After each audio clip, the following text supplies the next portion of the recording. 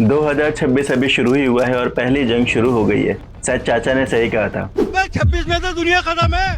हाँ। ट्रंप ने वेनेजुएला पर हमला कर दिया है। ट्रंप ने सीमा पार करके वेनेजुएला के राष्ट्रपति मडुरो को अगवा कर लिया है। और इसका रीजन क्या हो सकता है, आपको क्या लगता है? वेनेजुएला देश अमेरिका का एक पड़ोसी देश है। वेनेजुएला के पास दुनिया का सबसे बड़ा ऑयल रिजर्व पड़ा है, यहाँ तक कि सऊदी अरबिया से भी ज्यादा। और अगर किसी देश के पास इतना ज्यादा ऑयल रिजर्व हो तो क्या ट्रंप कुछ नहीं करेंगे? ऐसा कैसे हो सकता है? आधारिक तौर पर ट्रंप ने इसे ड्रग्स का रीजन बताया है, लेकिन ड्रग्स की प्रॉब्लम तो मैक्सिको में भी है, कोलंबिया में भी है, तो फिर वेनेजुएला पर हमला क्यों? हमने कई बार हिस्ट्री में देखा है कि अमेरिका ने कैसे अपने आसपास के देशों के अंदर रेजिम चेंज ऑपरेशन किए हैं। और ये भी देखा गया है कि जिन देशों में अमेरिका लोकतंत्र आया है, कोई भी देश स्वर्ग नहीं बना है। आप इसके उदाहरण इन देशों से ले सकते हैं। आज हम जानेंगे कि कैसे वेनेजुएला में हमले के बाद भारत पे क्या इम्पैक्ट पड़ सकता है। आइए चलिए इस वीडियो में जानते हैं। ये है निकोलस मडुरो, वेनेजुएला के काफी विवादित राष्ट्रपति जिन्हें आज ट्रंप ने पकड़ लिया है। लेकिन आखिर अमेरिका ने अचानक ये हमला कैसे किया? तो दोस्तों, ये हमला अचानक नहीं हुआ है। आप एक बार ये 2 साल पुराना ट्वीट पढ़कर देखिए। ये काफी फेमस इंसान है और इन्होंने लिखा है कि मैं तुम्हारे पीछे आ रहा हूँ मडुरो। साथ ही साथ उन्होंने रॉकेट और बॉम्ब का भी सिंबल लगाया है इसमें। इसका साफ मतलब है कि आज वेनेजुएला में जो भी हो रहा है वो रैंडम नहीं है, वो बहुत पहले ही प्लान हो चुका था। 1940s और 50s में वेनेजुएला अमेरिका का बहुत अच्छा पार्टनर हुआ करता था। अमेरिका की बहुत सारी कंपनी यहाँ फ्रीली काम किया करती थी। लेकिन प्रॉब्लम तब स्टार्ट हुई जब वेनेजुएला ने सोचा कि अपने ऑयल रिजर्व को ग्लोबलाइज करना चाहिए। 1999 में एक आदमी आता है जिनका नाम होता है ह्यूगो चावेज। ह्यूगो चावेज एक सोशलिस्ट था। उसने कहा हमारे यहाँ का तेल सिर्फ वेनेजुएला के लोगों का है, और उसने वहाँ की कंपनीज को नेशनलाइज कर दिया, जो कि साफ सी बात है अमेरिका को पसंद नहीं आया। 2002 में चावेज से खिलाफ एक कूप अटेम्प्ट होता है। सिर्फ 48 घंटे के लिए चावेज को हटा दिया जाता है, लेकिन लोग सड़कों पर आ गए और चावेज को वापस पावर में आ गया। वेनेजुएला का मानना है कि इस कूप के पीछे अमेरिका का इनडायरेक्ट सपोर्ट था। डायरेक्ट वॉर के बजाय अमेरिका ने चुना economic war. Banking section, oil export ban, dollar transaction block, नतीजा hyper inflation, food and medicine storage. 70 lakh से ज्यादा लोग देश छोड़कर भाग गए। इस चीज से सबसे ज्यादा चोट सरकार को नहीं बल्कि आम जनता को लगी। डॉक्टर के पास दवा नहीं थी, दुकानों में खाना नहीं था और जेब में नोट जिनकी कोई कीमत नहीं। चावेज के बाद सत्ता में आते हैं निकोलस मडुरो, और वो भी अमेरिका के सामने नहीं झुकते। जब रूस यूक्रेन युद्ध स्टार्ट हुआ तब अमेरिका को फिर से तेल की जरूरत पड़ी। वही अमेरिका जिसने मडुरो पे इतने सारे सैंक्शन लगाए थे, उसे अब वो सैंक्शन धीरे धीरे कम करने पड़े। यही होता है जियोपॉलिटिक्स। कोई भी एनिमी नहीं होता, हमेशा इंटरेस्ट होता है। जियोपॉलिटिक्स में वेनेजुएला काफी टाइम तक शतरंज के एक मोहरे की तरह भी है। आप कह सकते हैं वेनेजुएला एक विक्टिम है पॉलिटिक्स का। रशिया ने मिलिट्री सपोर्ट देके वेनेजुएला के साथ दोस्ती का हाथ बढ़ाया, जो कि अमेरिका को पसंद नहीं आया। साथ ही अमेरिका का सबसे बड़ा राइवल चाइना, वो भी वेनेजुएला का साथ दे रहा था उन्हें इकोनॉमिक हेल्प करके। और अमेरिका का थर्ड राइवल ईरान।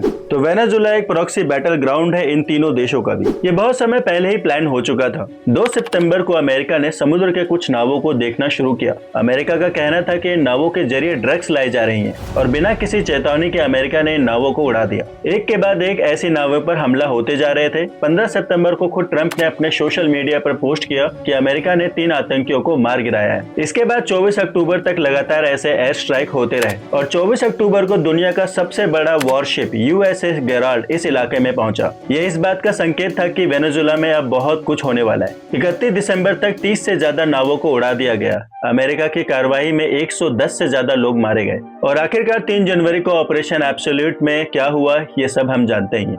लेकिन जो समझने वाली बात है वो ये है कि वेनेजुएला के लोग इस बात पर क्या कह रहे हैं।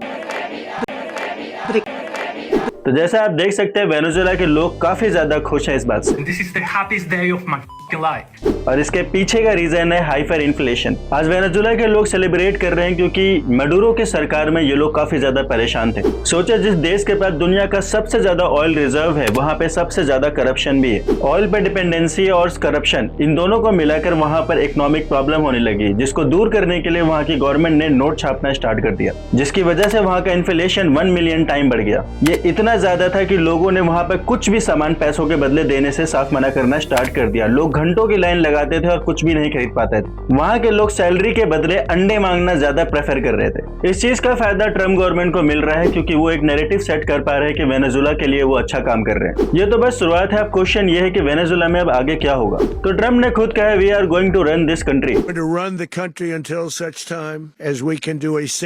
रन द कंट्री का मतलब है कि वहाँ की ऑयल भी वही रन करेंगे। और जब तक प्रॉपर ट्रांजिशन नहीं होता है वो वेनेजुएला को नहीं छोड़ेंगे। इसका मतलब जब तक ऑयल खत्म नहीं होता वो वेनेजुएला को नहीं छोड़ेंगे। और अगर ये बात सच है तो देखिए वही हाल होगा जो अफगानिस्तान में हुआ है। और हम सभी लोगों ने देखा है कि अफगानिस्तान के अंदर अमेरिका ने क्या किया। आज तक अमेरिका ने जहां पे भी कदम रखा है वो देश ठीक नहीं हुआ है, उसका हाल और भी ज्यादा बुरा हुआ है। आज ट्रम्प ने वेनेजुएला पे हमला किया है, कल वो कहां हमला करेंगे कोई नहीं जानता है, लेकिन इस बात से साफ है कि दुनिया सिर्फ ताकत की इज्जत करती है। अब सवाल आता है कि भारत पे क्या इम्पैक्ट पड़ता है। तो दोस्तों सबसे पहले फर्क पड़ता है ऑयल के प्राइसेस। भारत सबसे ज्यादा ऑयल खरीदता था वेनेजुएला से। इंडिया ने 2024 में 1 लाख बैरल पर डे के हिसाब से खरीदे हैं, क्योंकि यूएस सैंक्शन के बाद वेनेजुएला भारत को डिस्काउंटेड प्राइस के अंदर ऑयल बेच रहा था। यानी अगर अब अमेरिका कंट्रोल कर रहा है तो वो डिस्काउंट तो खत्म हो गया। नंबर 2, इंटरनल कॉन्फ्लिक्ट कभी भी इंटरनल नहीं होते हैं, दूसरा देश हमेशा फायदा उठाने के लिए बैठा होता है। इसलिए अगर हमारे देश के अंदर भी कोई भी कॉन्फ्लिक्ट है उसको वहीं पे सुधारना चाहिए। ये एक सीख लेनी चाहिए हमें वेनेजुएला से, क्योंकि अगर पब्लिक का सपोर्ट नहीं होता ट्रम्प इतना बड़ा कदम नहीं उठा पाता, ये नैरेटिव नहीं बना पाता। हमें ये देखना होगा कि इंडिया के अंदर क्या क्या इश्यूज हैं। हम डिनाइल में नहीं जी सकते कि इंडिया के अंदर कोई इश्यूज है ही नहीं, और अगर हम लोग डिनाई करेंगे तो कोई तीसरा इसका फायदा उठाने के लिए बैठा होगा। और तीसरा, अमेरिका सुपर पावर है, इसमें कोई शक की बात नहीं है कि वो मिलिट्री में सुपर पावर है, वो इकोनॉमिक में सुपर पावर है। इतना ही नहीं, वो नैरेटिव में भी सुपर पावर है, क्योंकि जब रशिया ने यूक्रेन पर हमला किया तो उसे इन्वेजन कहा गया और यहाँ पर इनको इंटरवीन बोला जा रहा है। मडुरो को पकड़ने के बाद व्हाइट हाउस ने ये फोटो डाली थी जिसमें लिखा था फाफो। और 2026 में दोस्तों मैंने स्टार्टिंग में बोला कि ये फाफो ये किस किस को बोलने वाला है ये हम नहीं जानते। तो आज की ये कहानी सिर्फ वेनेजुएला की नहीं थी, ये कहानी थी ताकत, लालच और नियंत्रण की। वेनेजुएला के पास तेल था लेकिन ताकत नहीं, और यही उसकी सबसे बड़ी गलती बनी। और यही इस वीडियो का मकसद है, डर फैलाना नहीं बल्कि याद दिलाना कि आज की दुनिया में नैतिकता नहीं ताकत नियम तय करती है।